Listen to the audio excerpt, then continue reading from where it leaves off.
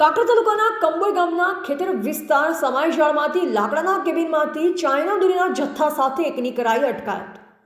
કાંકરા તાલુકાના ઉત્તરાયણ પર્વ દરમિયાન થરા અને સિહોરી સહિત ગ્રામ્ય વિસ્તારોમાં ચાઇના દોરીના જથ્થા સંતાડી પતંગ રસિયા માટે ઊંચી અને તગડી રકમ લઈ પતંગ દોરીના વેપારીઓ ખાનગી રીતે વેચે છે। ત્યારે હવે સિહોરીના પોલીસ દ્વારા ખાનગી રીતે વોચ ગોઠવી કાંકરા તાલુકાના કંબોઈ ગામના સોલંકી વિપુલ તખતસિંહ હઠાની પાર્ટીને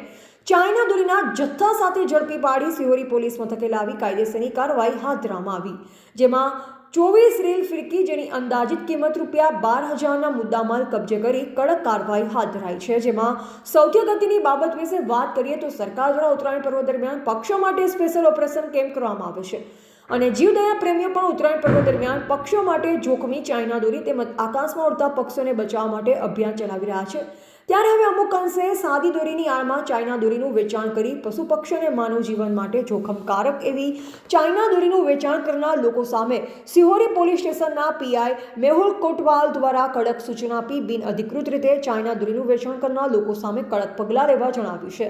જેમાં સિહોરી પોલીસ દ્વારા ખાનગી રીતે તપાસ કરતા કંબોઈ ગામના ખેતર વિસ્તારમાં આવેલ સમાયજાળમાં એક યુવાન પોતાના કેબિનમાં ખાનગી રીતે ચાઇના દોરીનો જથ્થો રાખી વેચાણ કરતો હોવાની માહિતી મળતા police constable Sanjaysinh Vaghela, police constable Maheshbhai Parmar, police constable Narsinhbhai Parmar, police constable Sevantibhai દ્વારા રેડ કરી ચાઇના દોરીનું વેચાણ કરનાર વિપુલસિંહ સોલંકીને ચાઇના દોરીના 24 રીલ ફિરકી સાથે ઝડપી પાડી સિહોરી પોલીસ મથકે લવાયો અને ચાઇના દોરીના વેચાણ પર પ્રતિબંધ હોવા છતાં તેનું વેચાણ કરવા તેમજ અન્ય કલમો હેઠળ કાર્યવાહી હાથ ધરાઈ હતી।